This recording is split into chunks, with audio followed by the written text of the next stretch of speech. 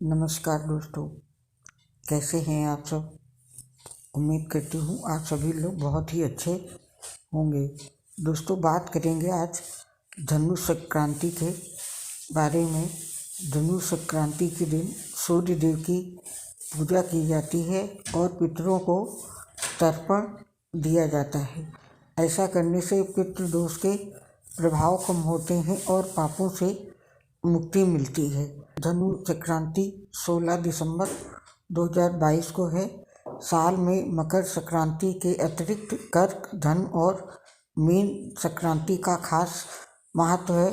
सूर्यदेव जब धनु और मीन राशि में प्रवेश करते हैं तो उस दिन से खरमास शुरू हो जाते। आइए जानते हैं इसकी पूजा विधि, तिथि, महत्व वगैरह। धनु संक्रांति की तिथि है 16 दिसंबर 2022 को। दिन है शुक्रवार। धनु संक्रांति शुरू होगी 16 दिसंबर 2022 को सुबह 10:11 से और 3:42 पर समाप्त हो जाएगी।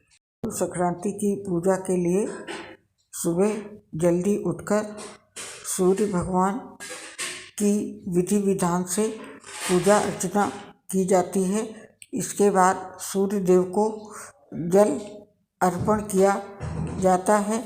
जल अर्पण करने के बाद धूप एवं फूल आदि चढ़ाकर फिर भोग लगाया जाता है। सूर्य भगवान को भोग के बाद बाकी लोगों को प्रसाद में मीठी खिलाई जाती है।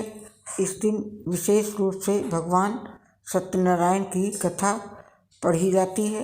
भगवान विष्णु की पूजा में केले के पत्ते, फल, सुपारी, तुलसी, मेवा आदि का भोग लगाया जाता है। इस दिन देवी लक्ष्मी, महादेव एवं ब्रह्मा जी की आरती भी की जाती है। आरती करने के बाद चरणामृत का प्रसाद सब में चक्कर लगाता है कि मतलब सभी में वितरित किया जाता है।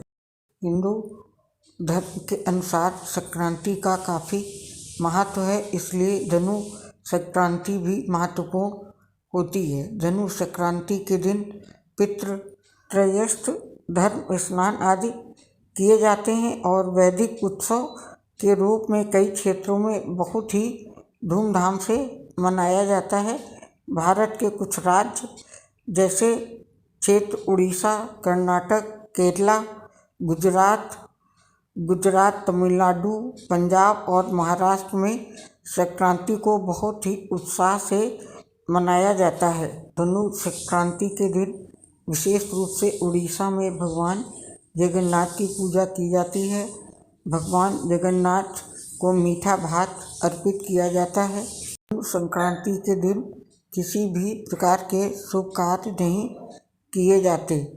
विशेष रूप से विवाह जैसे कार्य करने से पूरी तरह से वर्जित होते हैं, जबकि तीर्थ स्थल की यात्रा के लिए समय को शुभ माना जाता है। धनु संक्रांति के दिन से ही हेमंत ऋतु शुरू होने का संकेत मिल जाता है। कुछ बातों का विशेष ध्यान रखना चाहिए। इस संक्रांति के समय किसी भी प्रकार का शुभ कार्य करना अशुभ माना जाता है, क्योंकि धन संक्रांति को समृद्धि के लिए अच्छा नहीं माना जाता। कहते हैं कि यदि इस समय विवाह किया जाता है तो जुड़ा हुआ सुख नहीं मिलता है और दुखी जीवन में बना रहता है। किसी भी तरह का नया कारोबार शुरू करना भी सही नहीं माना जाता है, क्योंकि ऐसा करने से नए काम के बीच जोखिम की संभावना होती है। समझौता के मुताबिक नया कारोबार शुरू करने से कर्ज बढ़ता है और लोगों के बीच में धन जमा होता है।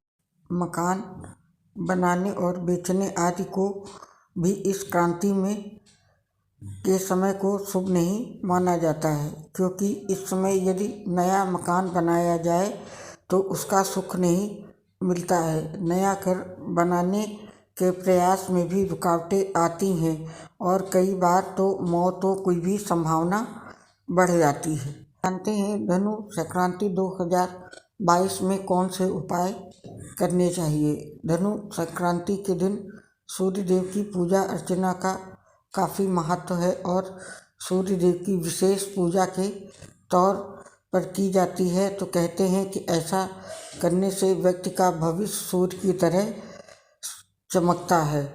धनु संक्रांति के दिन पवित्र नदियों के जल में स्नान किया जाता है ताकि बुरे कर्म या पापों से मुक्ति मिले।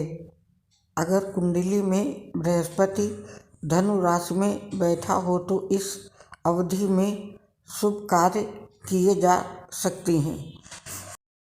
जो कार्य रोज के होते हैं उन पर इस संक्रांति का कोई प्रभाव नहीं पड़ता। इस संक्रांति के दिन गंगा स्नान का काफ़ी महत्व है और नदियों में लोग बढ़ चढ़कर स्नान करने के लिए जाते हैं। बुद्धि और विवेक की प्राप्ति के लिए धनु संक्रांति के दिन सूर्य देव की पूजा अर्चना की जाती है। दान देना और माता पिता की पूजा करना इस दिन को शुभ माना जाता है। तो ये जानकारी थी धनु संक्रांति के संबंध में। आप सभी ने अपना बहुमूल्य समय दिया, उसके लिए आप सभी का बहुत बहुत धन्यवाद और आपको मेरा प्यार भरा नमस्कार।